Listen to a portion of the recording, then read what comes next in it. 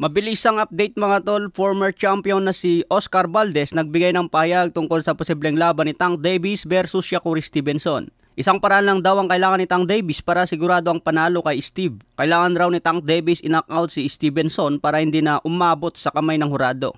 Hindi raw sigurado ang panalo ni Tank kung aabot sa desisyon kontra Stevenson. Sabi nga ni Oscar Valdez mga tol, parang madali kalaban si Stevenson pero mataas ang skill nito. Matatandaan na naglaban na ang dalawa at binasic lang ni Stevenson itong si Valdez.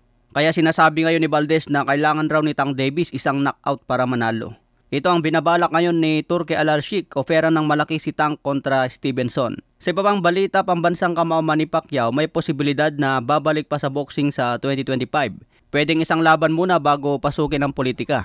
Milyones pa rin ang bayad kay Pacman kahit may edad na. Pwedeng isang exhibition o isang tunay na laban. Edad 46 na si Pacman ngayong December. Sa ganyang edad mga tol, may natitira pang lakas. Pero hindi na katulad noon na sobrang halimaw. Pwede pa naman si Pacman sa exhibition o kaya labanan niya si Mario Barrios para sa WBC belt.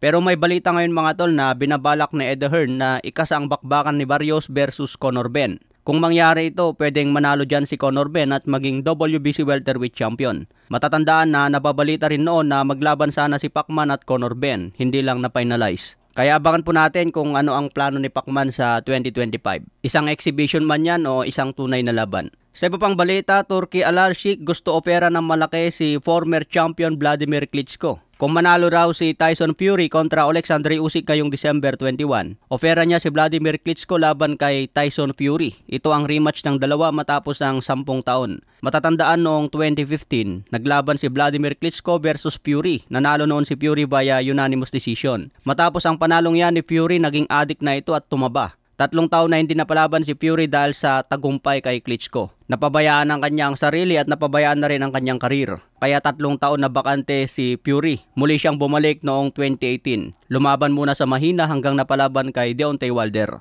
Edad 48 na ngayon si Vladimir Klitschko kaya medyo delikado na siya kay Tyson Fury. Sa iba pang balita, gusto rin ni Turki Al-Alshik na makausap one-on-one si Canelo Alvarez. Pag-usapan ng posibleng laban kay Terence Crawford. Nakanda raw si Crawford na umakyat sa 168 super middleweight upang sagupain si Canelo. Magbabalik raw ito sa buwan ng Mayo. Pero demand ni Canelo mga tol, bayaran siya ng malaki para pumayag laban kay Crawford. Sinasabi ni Canelo na wala siyang mapapala kay Crawford pero nagdedemand pa rin siya ng malaking halaga. Sinasamantala ni Canelo ang pagkakataon na ito dahil hinahabol siya at gustong pagkaperahan. Okay mga tol, for more updates, tambay lang po tayo dito. Maraming salamat po.